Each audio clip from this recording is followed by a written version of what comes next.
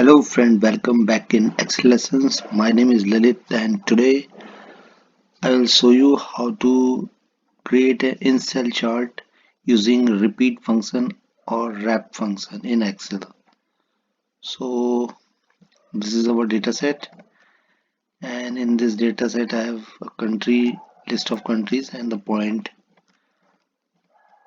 of a match, right? So now I am using InCell chart here. So what I'll do, I'll just type Rept function and the text is the pipe sign, right? This sign, how much time this I want to repeat it. Let's say I'm just giving the points, this point, and press enter, right? So this would create the 30 or the number of the time the point it's appearing here, repeating the pipe sign here, right? So now what I'll do, I'll just change the font type. I will change the font type to playbill, Play playbill, and press enter.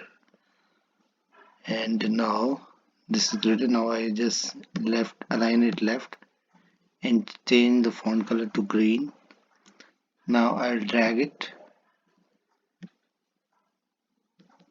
and adjust the column width. Now you can see that this beautiful InCell chart is created using this repeat function, and this the formula which I have just used here.